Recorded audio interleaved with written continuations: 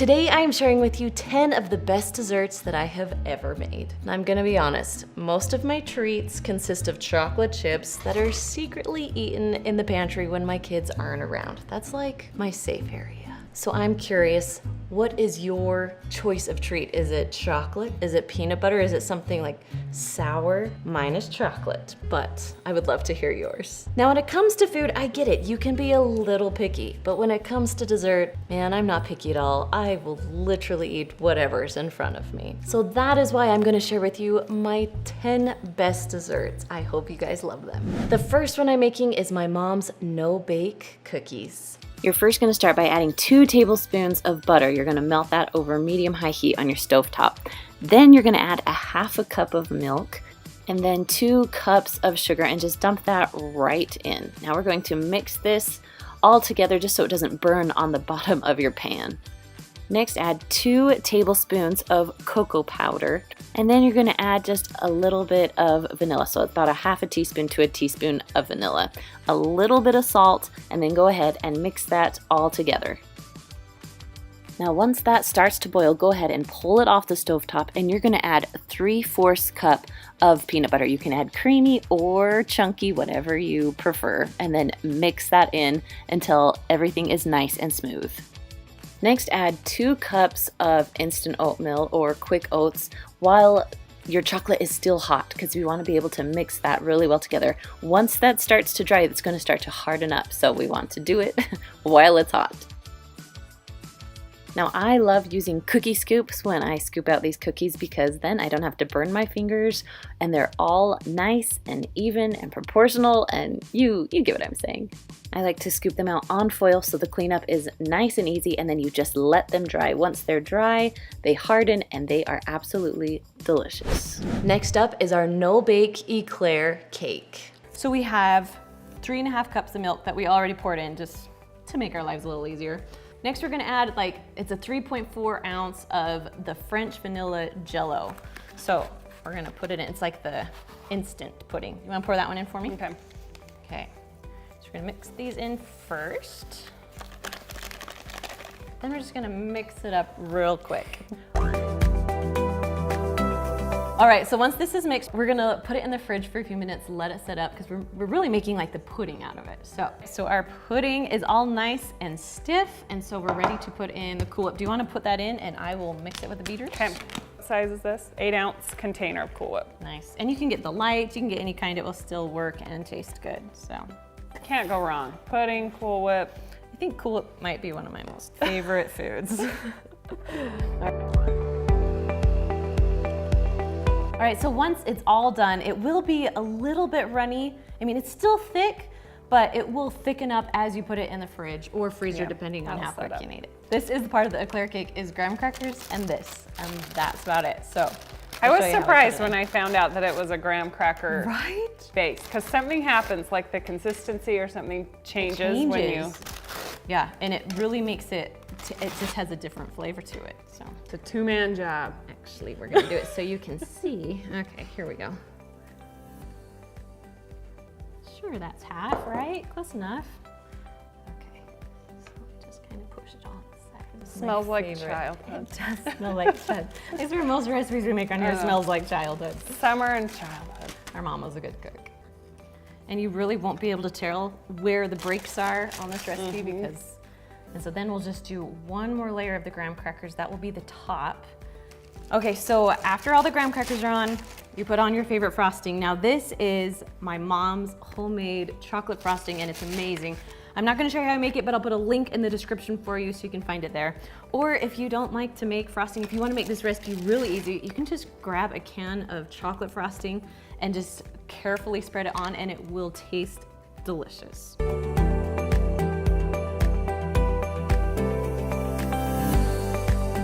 Gonna spread it around. Now there are some parts where there's no graham cracker. You're just gonna put the frosting right over it like there is graham cracker and it will be just fine. Kids are just gonna tear through this. They're just gonna eat it.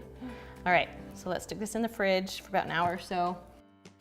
Number 3 is our mini Oreo cheesecake. Go. So we've got 2 8-ounce blocks of cream cheese that have been softened. You'll want these to be softened because you're gonna beat them and it's gonna be a lot easier if they're not cold and right out of the fridge. So just blend it until it starts getting fluffy. You'll keep mixing it in a minute. And then you're gonna add 2.5 cups of powdered sugar. And this whole recipe calls for 1 package of Oreos. But you're gonna set 12 aside to go in the bottoms of the cheesecake. Okay. And then you're gonna turn the rest into just Oreo cookie crumbs. So we took the cream out and just yes. did it into the crumbs. Perfect. And then we reserve some of the crumbs to put on top. Yep. So it really is just a few ingredients, but you kind of separate a little Yeah. bit as you go. Perfect. So that's it for the cream cheese filling. Okay, but you can get her. It's all mixed together. So now I think we're ready to assemble the cheesecakes. Okay. So it's just a whole Oreo, right? Yep. Okay. Now the Oreo doesn't fit exactly in the bottom, but that's okay because it's just gonna freeze over and Yeah. it really won't make that big of a difference. Okay. So now you can use a spoon and do this, but we're gonna just use cookie scoop because then they'll all be even and it will make our lives a whole lot easier instead of like using your finger to get it out. And then it doesn't get on the edge too. You don't have to clean it up. Yes. Okay, so after she puts the filling in, I'm just gonna spread it around to try and fill up that cup. And it's okay if it's not perfect, but it will go a little bit over the top. So just kind of press it down in the middle so it covers the whole Oreo in the base. So my husband loves this recipe and he thinks that it's like a lot of hard work to make this recipe when Actual really, cheesecake. right? Like, it's like 3 ingredients. Yeah. That's all. That's my kind of cheesecake. Exactly.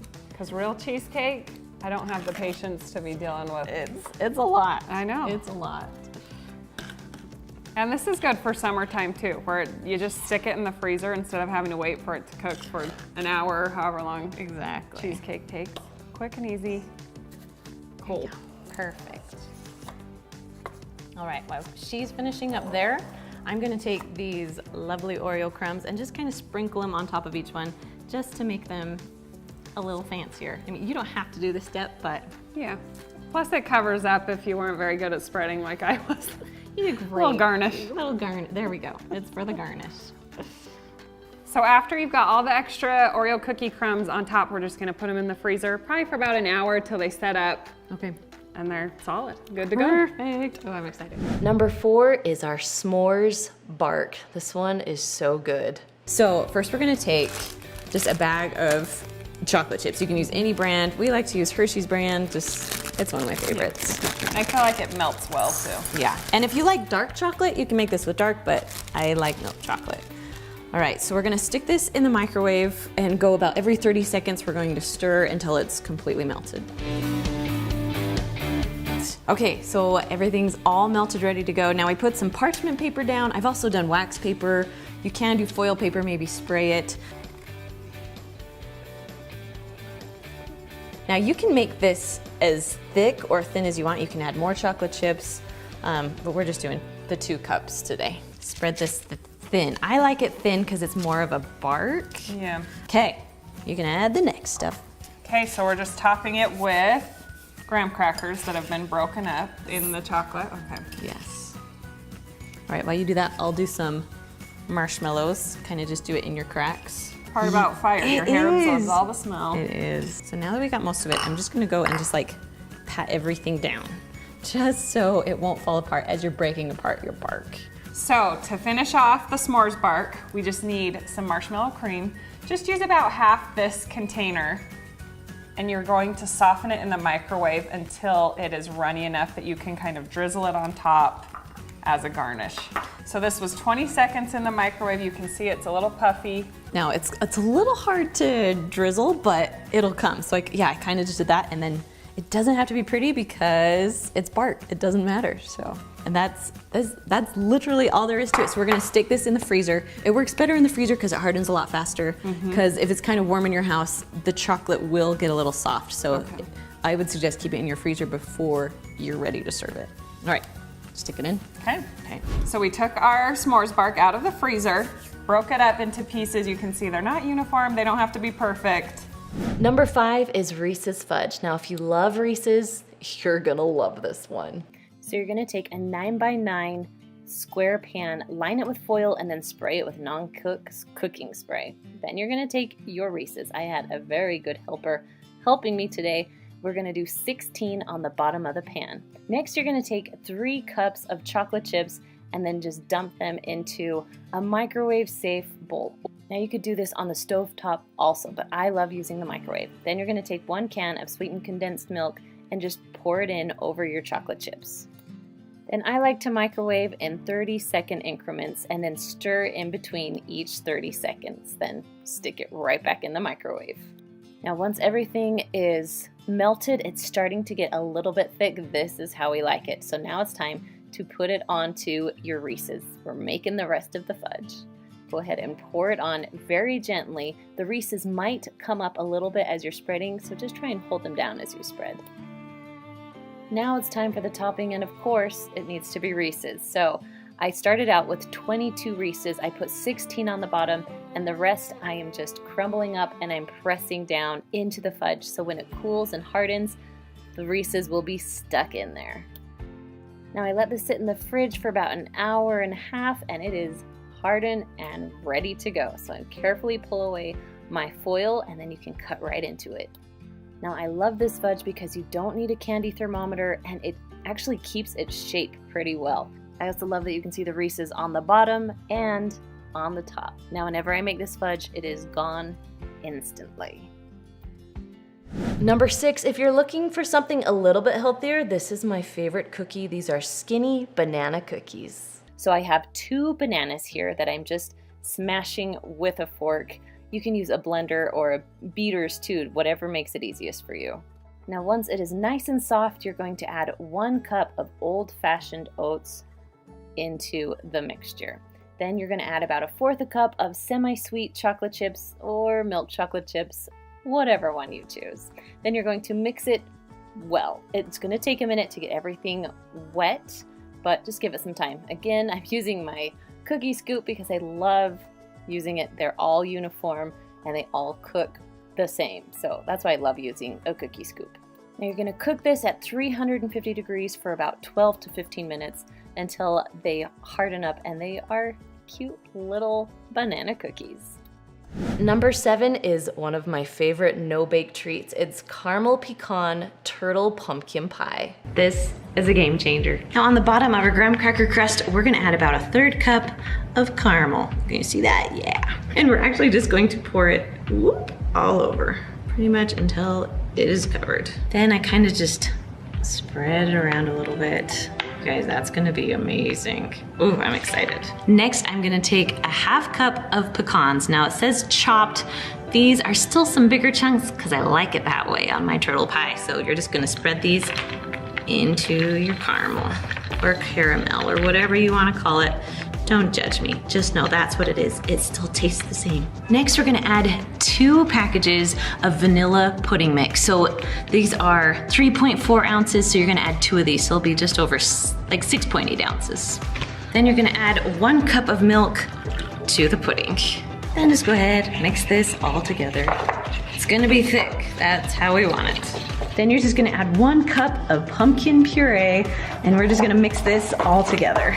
Okay, this is pretty mixed. Now we're just gonna add about 1 teaspoon of cinnamon and 1/2 teaspoon of nutmeg. We're just gonna add some flavor to this. Mix it all together.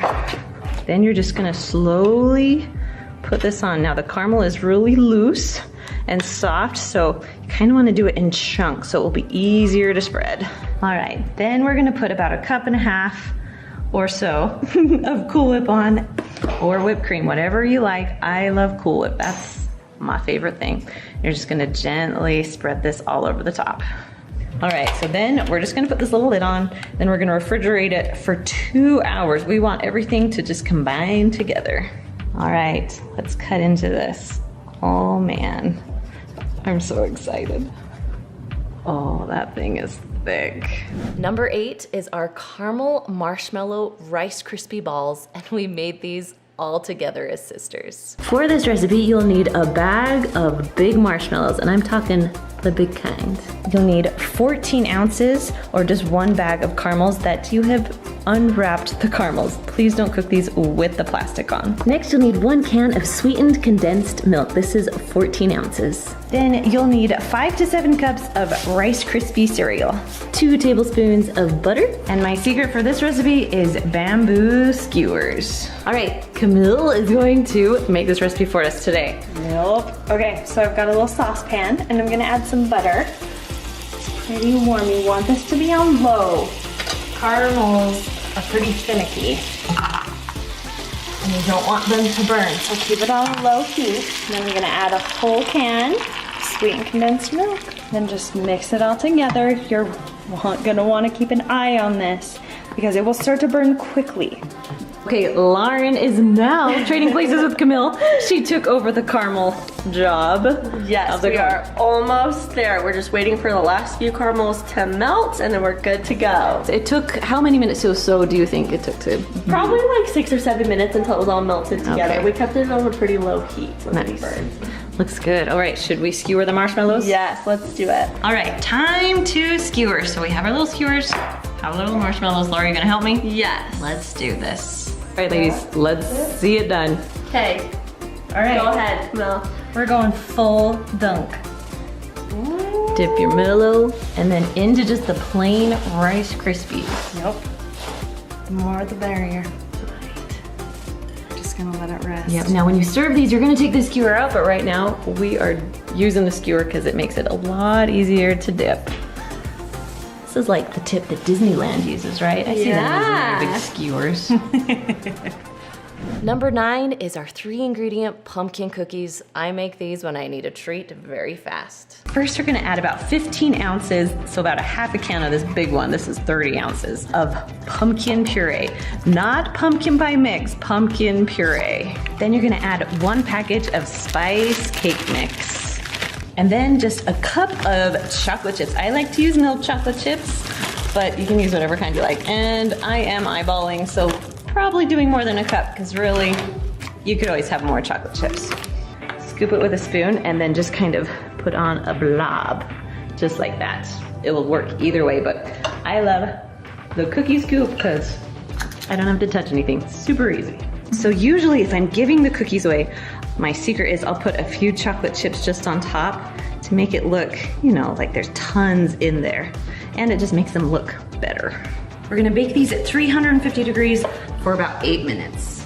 And number 10, my most favorite one that I could eat literally every week, is Lunch Lady peanut butter bars.